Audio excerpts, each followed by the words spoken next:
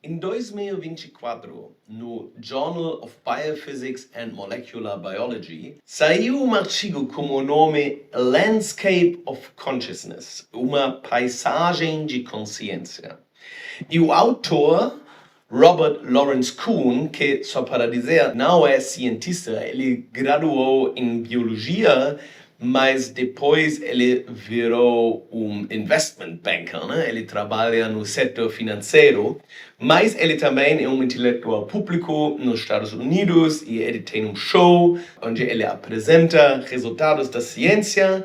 Então ele fez o trabalho de resumir todas as descrições de consciência que ele conseguiu achar. E ele conseguiu achar 225 descrições da consciência, aproximações para entender a consciência, se você quiser, em áreas diferentes e de perspectivas diferentes. Mas eu aqui, nesse vídeo, não quero falar sobre a consciência. Eu quero falar sobre explicações de consciência que têm a ver com a mecânica quântica. Aqui anotado com quantum. Então a gente consegue ver que a mecânica quântica aqui serve para talvez explicar algo tão misterioso como a consciência. Mas claro, o autor mandou o artigo e foi publicado em um jornal de biofísica e biologia molecular, o que significa que isso, e sobre isso todos os cientistas concordam, provavelmente é a área-chave para entender a consciência. Mas a mecânica quântica, na história dela, ela serviu muitas vezes para explicar assuntos da biologia, com e sem sucesso. E isso vai ser o tópico desse vídeo hoje, e com isso eu digo bem-vindo a Massagens Cerebrais.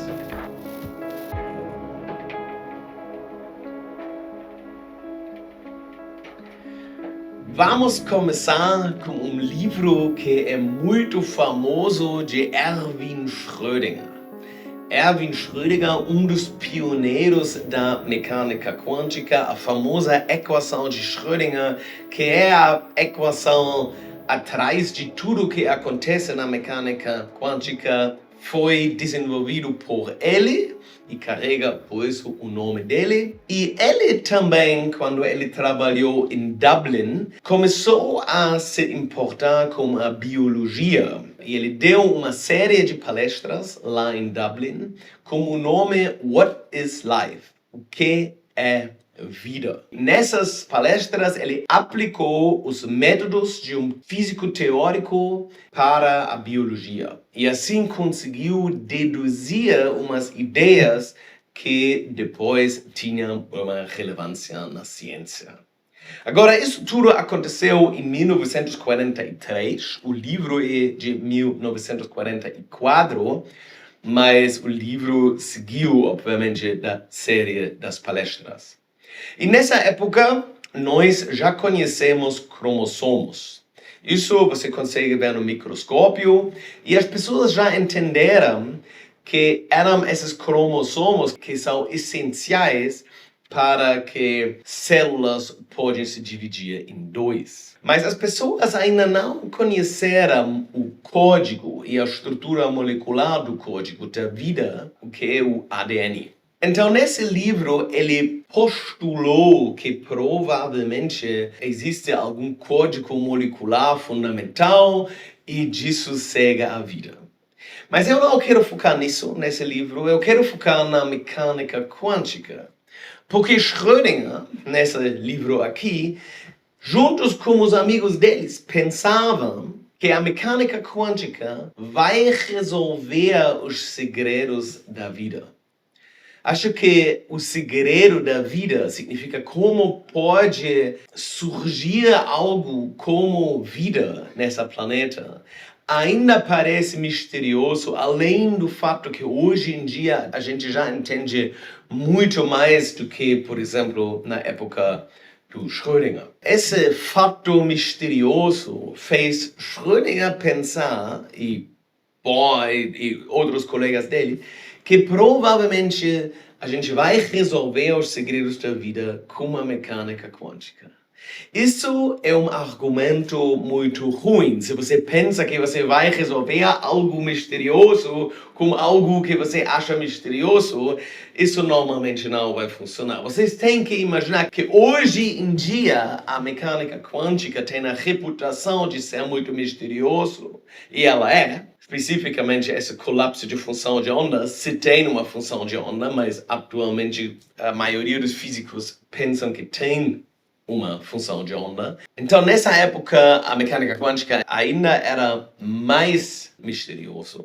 E por isso, todo mundo achou que uma coisa tão misteriosa como a vida deve surgir dela.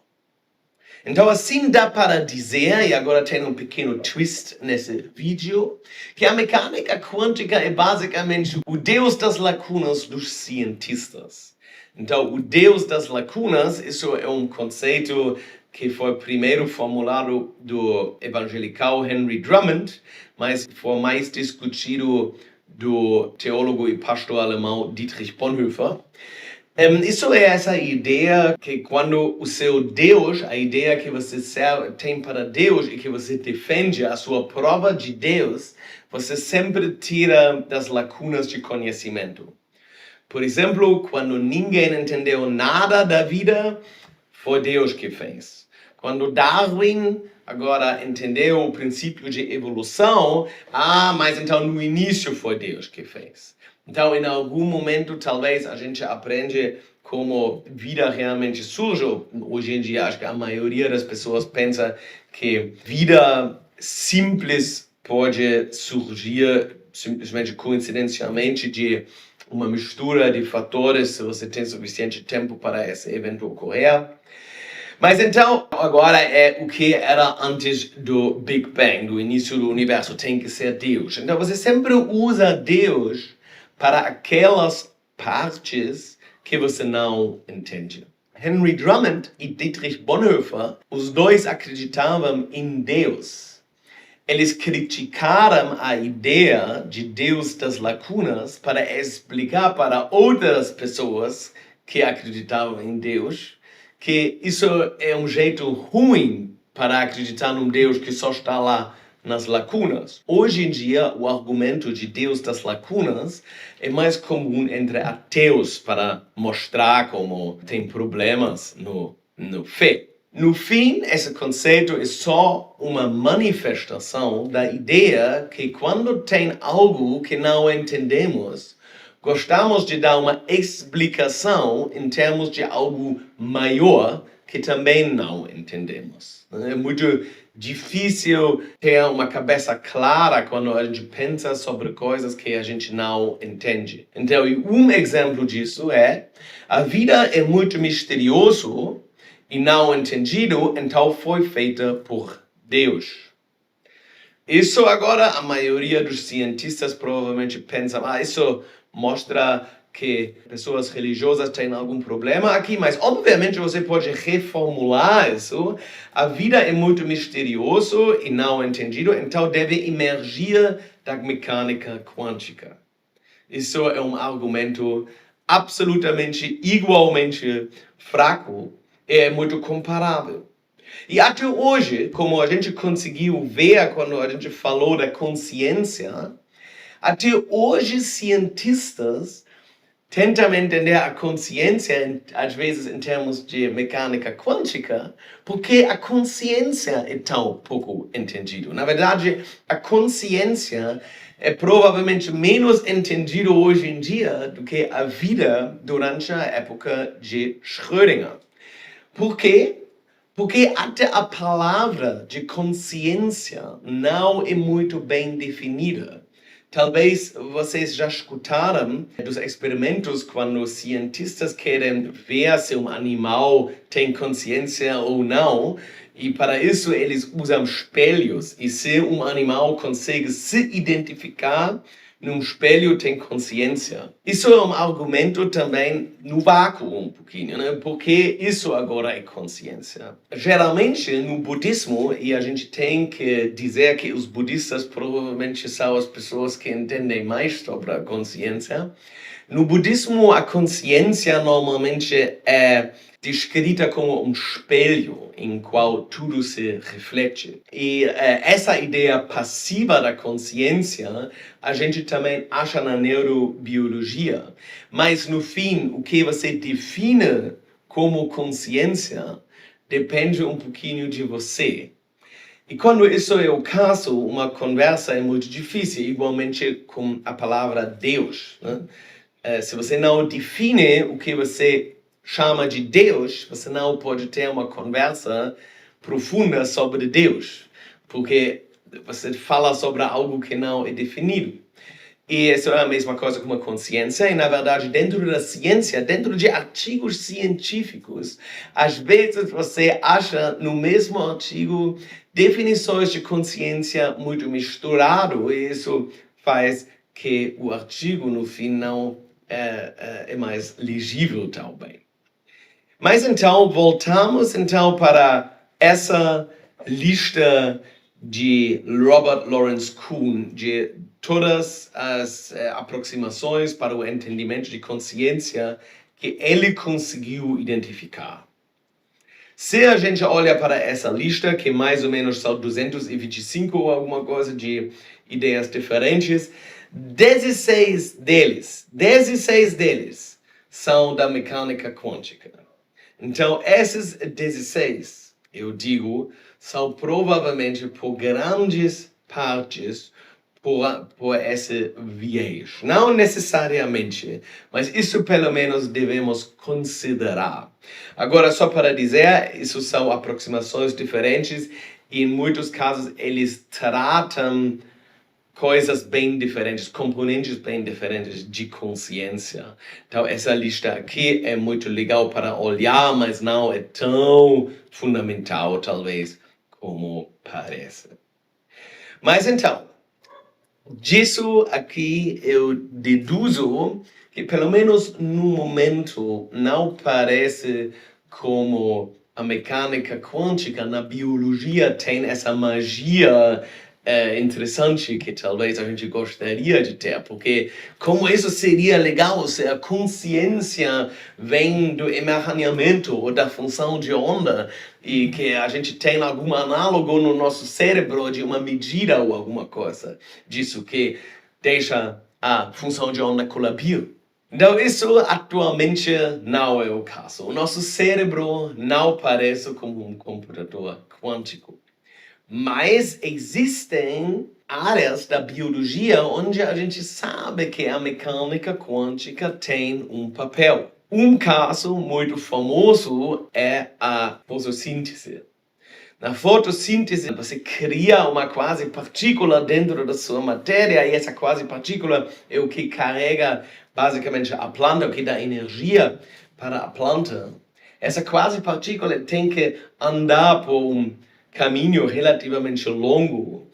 E isso é feito, dependendo, existem, todas as plantas fazem fotossíntese um pouco diferente, né? Fotossíntese é esse efeito quando você traduz a energia do sol para energia para a planta. Esse processo em si provavelmente usa a mecânica quântica. Você tem um estado coerente da função de onda que permite que um certo estado pode sobreviver por mais tempo do que no normal.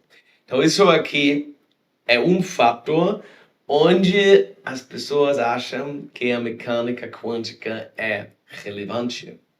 Outro exemplo é o olfato. O olfato é algo bem misterioso, onde as pessoas acham também que as vibrações moleculares, os estados moleculares, têm a ver com como ele funciona. Lá também tem muitos mistérios. E mais um exemplo são os magnetorreceptores de pássaros, que andam por distâncias grandes, que sempre podem se orientar no campo magnético da Terra.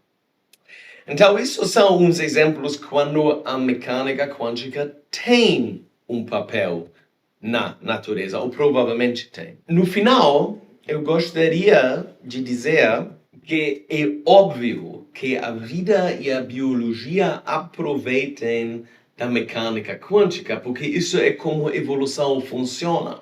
Quando existe uma ferramenta que um organismo pode usar para melhorar, por exemplo, o tunelamento ou o spin de o momento magnético de alguma coisa, nesse caso, a natureza vai se desenvolver assim que ela aproveita esse ponto. Então, provavelmente também no nosso olho ou em outras partes do nosso corpo, a gente aproveita a mecânica quântica. E pode ser também que o nosso cérebro faz. Mas eu duvido, mas pode ser, a gente não sabe, que isso no fim vai levar para a consciência. Até agora, pelo menos, não temos uma indicação para isso. Então, foi isso. Esse é o vídeo de hoje. Eu agradeço se você pode assinar para o meu canal ou dar um like. E com isso eu digo até a próxima.